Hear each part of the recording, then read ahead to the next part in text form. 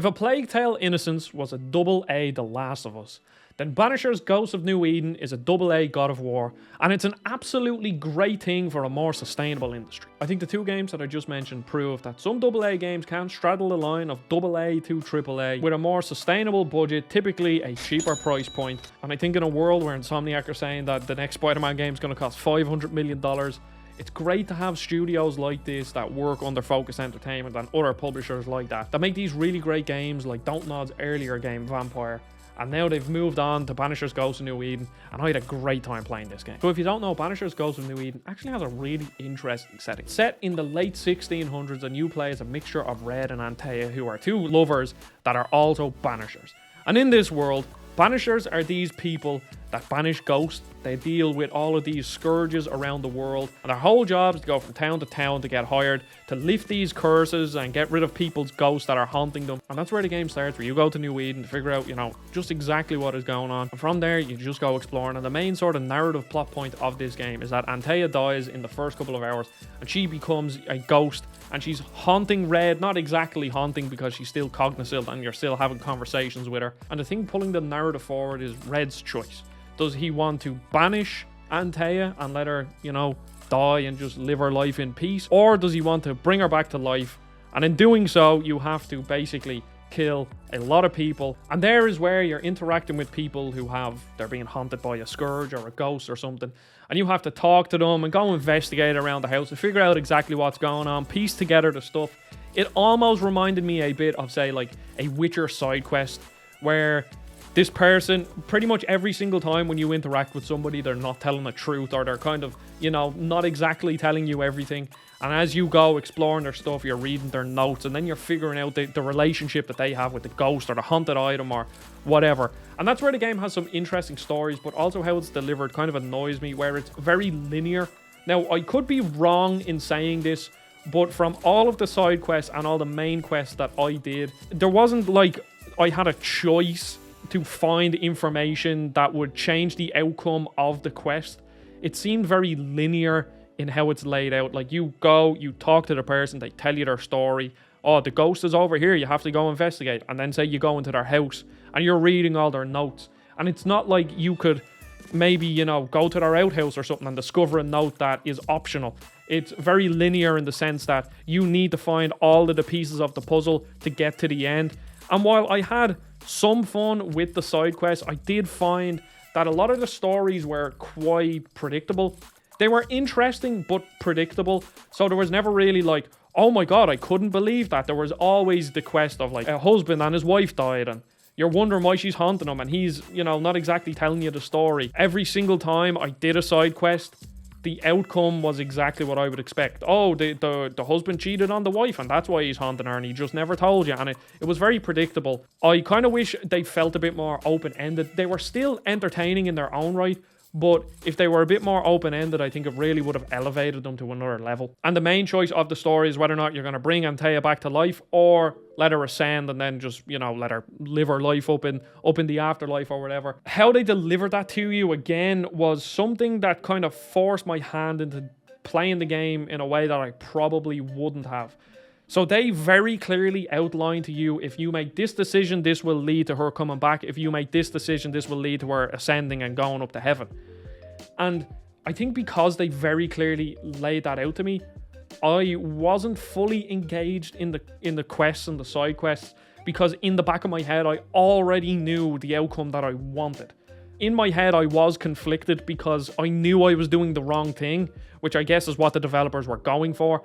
But that choice was made for me before I even went into the quest, because I had already made that decision in the back of my head. Like, no, I want to try to bring Antea back. So whatever leads to that outcome is what I'm going to do. And I think if they didn't lay it out so clearly to me, like they literally like give you text and explain exactly what the outcome or what you think the outcome is going to be if you do this or this.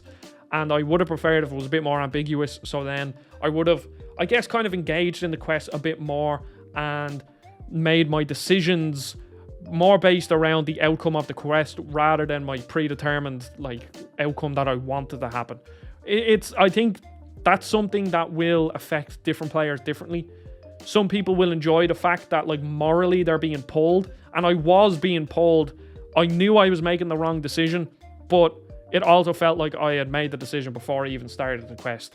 So that is definitely one point that I think some people will like, some people won't like. I personally didn't. And without going into spoilers, Red and Antaea's relationship has certain holes in it that later on they explain, but I don't like the fact, I don't like the outcome of how they explain it, because there's certain just holes in it where you're thinking, okay, these two are lovers, and you don't know exactly how long they've known each other. But as you're going through and they're having conversations, I'm sitting there like, surely he should have known this about his girlfriend slash wife, the person that he loves so much. Surely he should have known this, and surely Red should have known this about like Antaea, and Antaea should have known this about Red. They later explain it, but again, not going into spoilers, but I didn't like. I thought it was a pretty weak explanation. And then when it comes to the voice acting for Red and Antaea is really high quality. Red is a Scottish man. I love Scottish accents. Also, his name is Rory, which is a Celtic name, I guess, which is obviously Scotland and Ireland have a lot of Celtic heritage. So it was nice seeing some Irish in the game. If this is June, I'd hate to see January. I'd want to freeze my backside off in the summertime. I'd have stayed in Scotland. London wasn't much better. Look at it. As cold as a bishop's arse, and twice as white. I don't mind saying it, I'm very disappointed. Charles wasn't lying. New Eden is cold as death. You may well be disappointed. And I know this seems like I'm kind of hammering in on a lot of criticisms. In general, the story is very entertaining, and I think the thing that carries it is the setting. But I kind of wish that Red and Antaea would talk more, because this is a very God of War-like game. I will go later into that. And one thing that I liked, and I know some people don't, is I loved how chirpy the characters were, like Kratos and Mimir and Atreus, where they were always just talking to each other. And Red and Antaea do that in the game, but it seems like there was a lot of times when I was just exploring, and I wish they filled it in with more dialogue, where they gave me a bit of a backstory, or a funny story they told, or even just a stupid joke that could have, given me just that extra bit of love for the characters, because I think ultimately that's what this game is missing. I enjoyed the characters, I enjoyed the whole concept of Banishers and the setting of the game. Again, it's not awful, it's still a good story, they're good characters and a great setting, and I do enjoy like the side quests and stuff, but the main thing with the side quests is, again, they are predictable. But also, my main issue with the sort of gameplay of this game is that opening up the menu and opening up the map takes so long. It's absolutely ridiculous. When you click left on the D-pad, the game freezes, and then the map opens. And it just meant that all the side stuff that I'll go into later, I just didn't really want to do, because I didn't enjoy opening the map. It was just so annoying. I think I finished on like 40% world completion, and that's where you can see that this game is very God of War. So you're looking at the gameplay, so you can see it's obviously a third person, over the shoulder, melee / range with a bit of magic combat system. And structurally, it is very God of War 2018, where you are exploring these areas. Later on, you're getting these abilities that are, semi kind of Metroidvania, that allow you to explore previous areas and find new chests, find combat challenges and all that stuff. And I really don't have a problem with this, because I think the God of War games are a great formula for delivering a good story in a cool setting that you just get to be fully immersed and explore. And I think they did a really good job with that here. Yes, it feels very God of War. Like, you have the melee combat, and then you can string Antaea, who was a ghost, into the combat, sort of like how Atreus was, and she uses the sort of magical abilities. And then later on, you get a musket that is the range damage. And one thing I really liked about the combat is that it feels good, but also the RPG elements of it, which many modern games that have RPG elements, usually they kind of feel a bit useless. Here they did just enough so that it felt like the RPG elements were warranted, but also not enough that it didn't feel like a full-fledged RPG, which I think is fine, because I actually built Red into this sort of ranged monster, where a lot of my abilities were about augmenting my next ranged attack. And then I also had a combo where I'd hit them with the butt of my gun and then quickly swap into Antaea to do like a really strong punch. And I just enjoyed that sort of loop of going into the combat and fighting the enemies. But one thing that kind of, eventually wore down on me, because this game is, I'd say you could probably beat this game in maybe like 18 hours. I think I put like 22 or 23 into it. And one thing that kind of wore down on me is that the enemy variety isn't really great. There's basically a handful of enemies, and they're these like ghost-like figures that a couple of them have different attacks, and then they can also possess things in the world, and then they transform into a different enemy.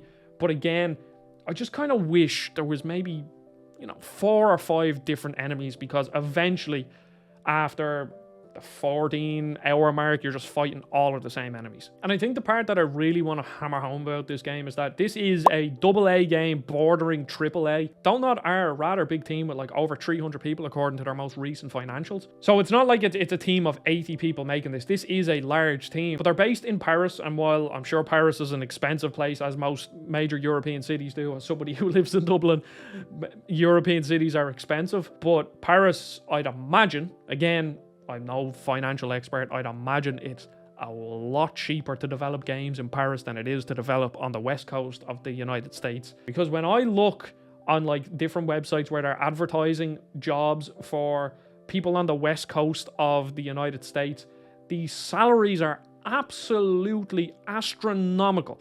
I'm seeing posts for jobs, like entry-level jobs in like California, and they're like $80,000, $90,000, $100,000 plus in the gaming industry for like borderline entry level or very little experience, which is just insane.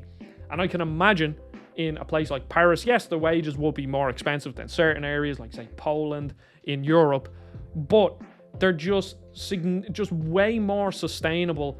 And I just hope that these sorts of games, Banishers, Ghosts of New Eden, Vampire, which is made by Don't Nod, A Plague Tale, Innocence, and Requiem, all of them games prove that crazy budgets to make really high quality games. Like, yes, this game is a AA game. You can see certain things. I think firstly, this game genuinely looks gorgeous. Some of the vistas in Banishers, Ghosts of New Eden are brilliant, and you're going from like a swamp to a snowy mountain to like a woodland forest to the coast, and it's just they just did an amazing job at building the environments of this game. And the enemy models and the character models look great. Where I think you can see, the budget of this game, if you want to consider that, is the facial animations, where they're not great, but again, they're not like super important things that need to be absolutely perfect. Like they're not bad facial animations on the main characters, but they're certainly not like amazing.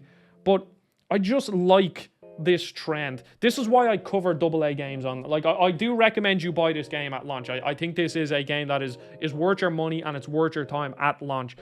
Again, if you want to wait for a sale, then do that, but this is a genuinely really good game.